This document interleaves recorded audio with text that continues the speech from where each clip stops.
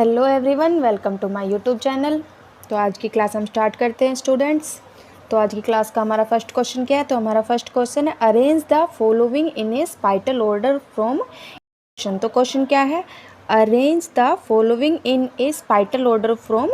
क्या कह रहा है? निम्नलिखित को भूमध्य रेखा से उनके स्थानिक क्रम में व्यवस्थित करें। क्या करना है कि जो भूमध्य रेखा से स्थानिक क्रम में व्यवस्थित करना है। और ऑप्शन क्या दिया है? तो ऑप्शन दिया हुआ है ए है उत्तर पूर्व व्यापारिक पवने, बी है अक्षांश, सी है डोल्ड्रम और डी है पछुआ पवन। ओके, फिर क्या दिया हुआ है? ए है नॉर्थ ईस्ट ट्रेड्स, बी है हॉर्स लैटिट्यूड्स, सी है डोल्ड्रम और डी है पछुआ पवन यानी कि वेस्टर्लाइज। ओके, तो इसमें क्या करना है? इसमें करना है भूमध्य रेखा से उनके स्थानिक क्रम में व्यवस्थित करना है। ओके, तो मैं आपको ऑप्शंस दिखा देती हूँ, देन आप बताना कि इसका क्या करेक्ट आंसर होगा। ओके, हाँ जी, तो ये देखो, इसमें ऑप्शंस भी दिख रहे हैं कि क्या क्या दिए हुए हैं और यहाँ पर आपको लगाना है इनको सीक्वेंस में। तो करेक्ट सीक्वेंस में लगाए और बताए कि क्या बनेगा इसका करेक्ट आंसर। फर्स्ट दिया हुआ है C A B D, second दिया हुआ है B C D A, third दिया हुआ है ए बी सी डी या D D A C B. इनको सीक्वेंस में लगाना है। ओके, ठीक है, इनको सीक्वेंस में लगाना है। तो आप लगाओ और बताओ क्या बनेगा इसका राइट सीक्वेंस। तो इसका करेक्ट आंसर क्या होगा? तो इसका जो करेक्ट आंसर है वो ऑप्शन 1 है, यानी कि ये। ठीक है, ये करेक्ट आंसर है। क्या होगा फर्स्ट जो सीक्वेंस क्या बनेगा भूमध्य रेखा से स्थानिक क्रम में जो हमें सीक्वेंस बनाना है वो क्या बनेगा? तो पहले आ जाएगा सी यानी कि डोल्ड्रम। ठीक है, ये आ जाएगा। देन आएगा ए उत्तर पूर्व व्यापारिक पवने। ठीक है, और फिर बी आएगा अश्वाक्षांश और डी आएगा फिर पछुआ पवन। ओके, इस तरह से सीक्वेंस बनेगा। क्या होगा? C doldrum, A north east trades, B horse latitude and D westerlies. तो ये इसका करेक्ट आंसर बनेगा। ठीक है, ये इसका करेक्ट आंसर है।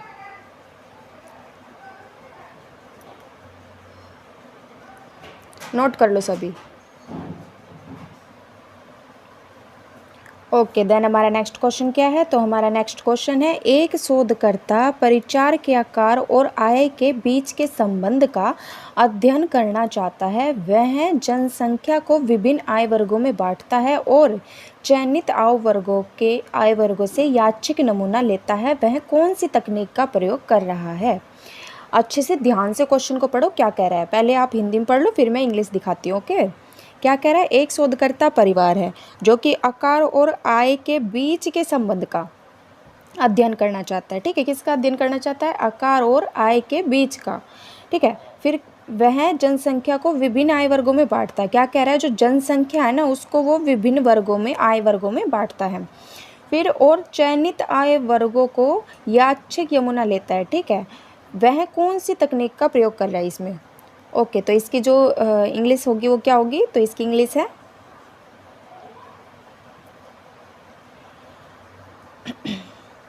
क्या कह रहा है कि a researcher wants to study the relationship of family size to income. He she classifies population into different income slabs and then takes a random sample from selected slabs. Which one of the following technique is he she working with? तो कौन सी technique का use कर रहा है? ठीक है, ये बताना है। तो मैं ऑप्शंस दिखाती हूँ, देन बताना कि इसका करेक्ट आंसर क्या होगा। ओके, तो ये ऑप्शंस दिए हुए, तो आप बताओ इसमें करेक्ट आंसर क्या होगा। इसमें ए है क्लस्टर सैम्पलिंग यानी कि गुच्छ नमूना या चयन, बी है रैंडम सैम्पलिंग यानी कि यादृच्छिक नमूना चयन, सी है स्ट्रैटिफाइड रैंडम सैम्पलिंग यानी कि स्तरित यादृच्छिक नमूना चयन, और डी है सिस्टमेटिक सैम्पलिंग यानी कि व्यवस्थित नमूना चयन। तो इसका करेक्ट आंसर क्या होगा? तो इसका जो करेक्ट आंसर है वो क्या होगा? इसका करेक्ट आंसर है ऑप्शन सी। ठीक है, ऑप्शन सी इसका करेक्ट आंसर है। ओके, क्या है ऑप्शन सी में? स्ट्रैटिफाइड रैंडम सैम्पलिंग स्तरित यादृच्छिक नमूना चयन। ठीक है, सी इसका करेक्ट आंसर है। ओके, देन हमारा नेक्स्ट क्वेश्चन है देखो पहले देख लो क्वेश्चन में क्या कह रहा है कि निम्नलिखित में से किन भू आकृति समूहों का निर्माण अपरदन द्वारा होता है। ओके,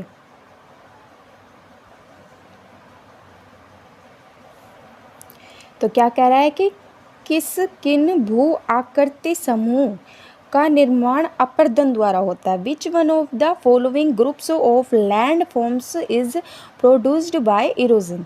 तो किस भू आकृति समूह का जो निर्माण है वो अपरदन द्वारा होता है।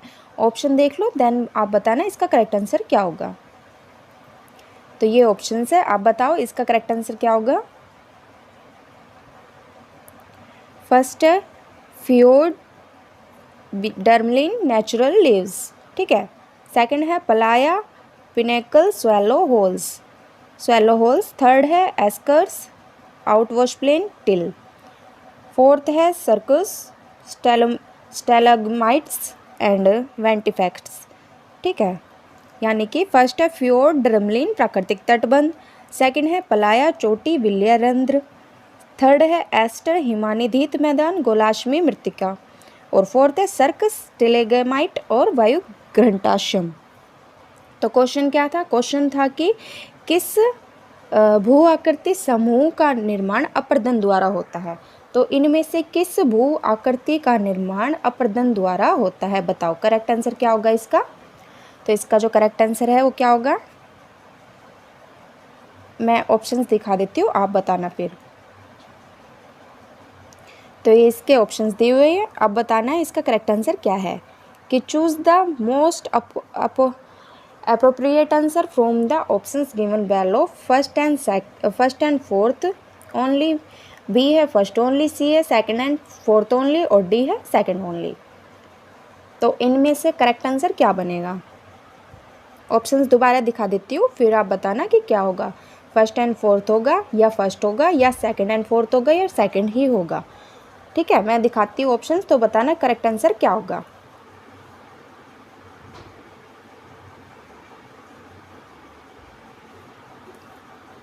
तो क्या बनेगा इसका राइट आंसर।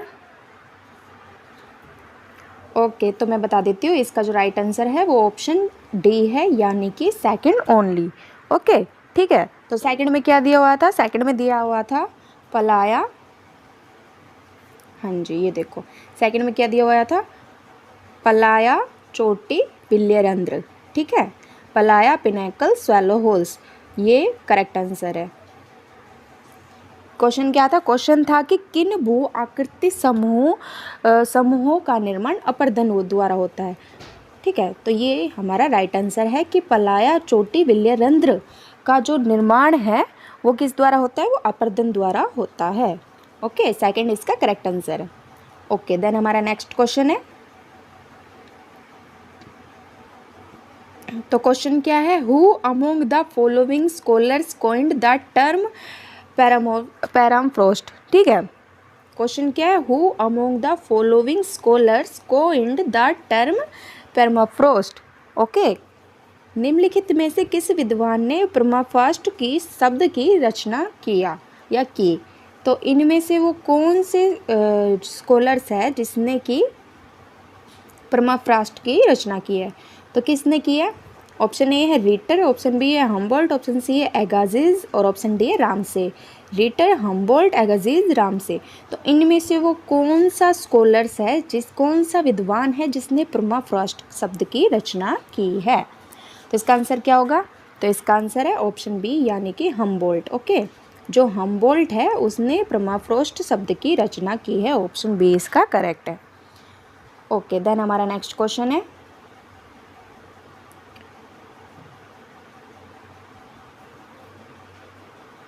तो क्वेश्चन क्या है, पेडिमेंट संरचना के पार्श्विक समतलन सिद्धांत का प्रतिपादन किसने किया था। ठीक है, क्वेश्चन क्या है, लेटरल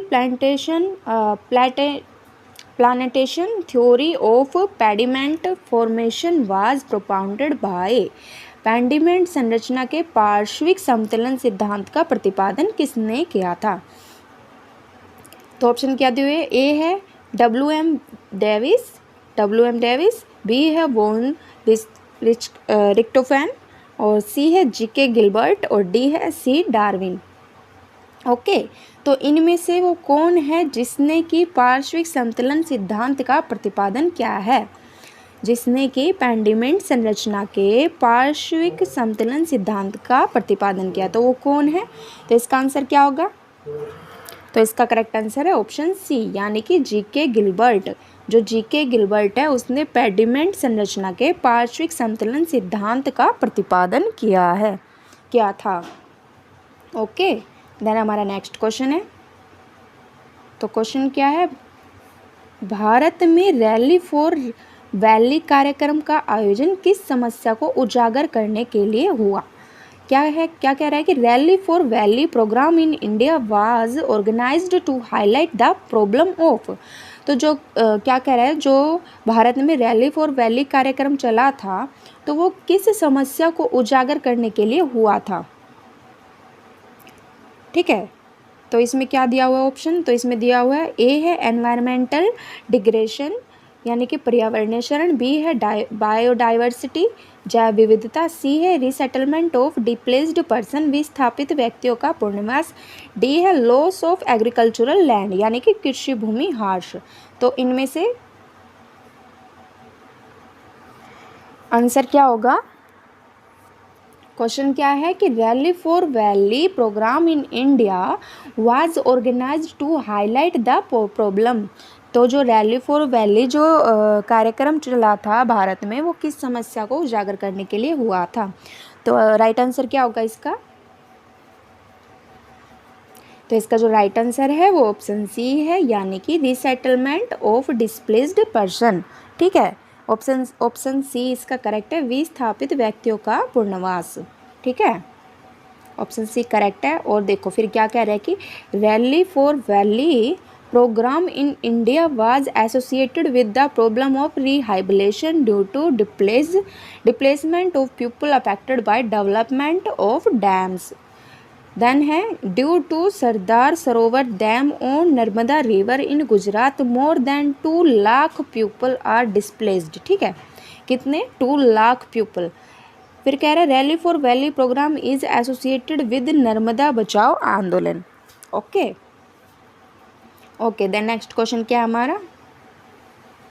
तो नेक्स्ट क्वेश्चन है, कैलिफोर्निया के सिलिकॉन वैली में उच्च प्रौद्योगिकी कंपनियों के स्थानीकरण के लिए उत्तरदायी सर्वाधिक महत्वपूर्ण कारक है। क्या कह रहा है कि जो कैलिफोर्निया के जो सिलिकॉन वैली है उसमें जो उच्च प्रौद्योगिकी कंपनियों के स्थानीकरण के लिए उत्तरदायी सर्वाधिक महत्वपूर्ण कारक है। The most important factor responsible for the localisation of high tech firms in Silicon Valley of California is. तो क्या दिया हुआ ऑप्शन? तो ऑप्शन दिया हुआ है इसमें चीप लेबर यानी कि सस्ता श्रम बल, बी है एक्सेस टू द मार्केट बाजार तक पहुँच, सी है एप्लोमेगेशन इकोनॉमी यानी कि समूहन अर्थव्यवस्था, डी है हाई स्पीड ट्रांसपोर्टेशन तेज गति वाला परिवहन। ठीक है, तो इसका राइट आंसर क्या है? इसका राइट आंसर है option C.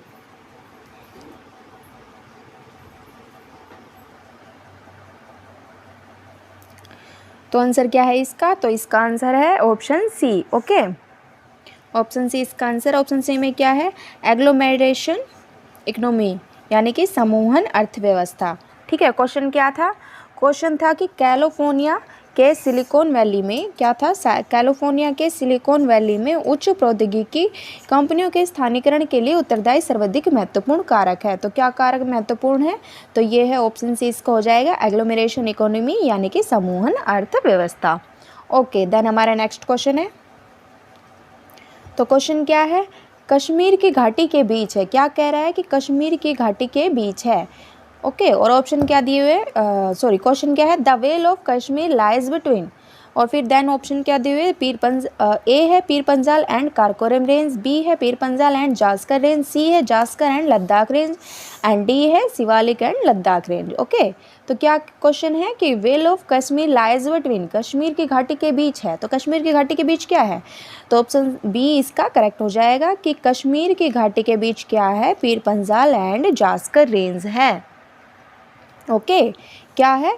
Pir Panjal and Zanskar range. Kashmir की घाटी के बीच क्या है? Pir Panjal and Zanskar range. Okay, आप ज्योग्राफी का कुछ भी पढ़ो ना, हमेशा आप क्या करो, हमेशा मैप हमेशा साथ लेके बैठो।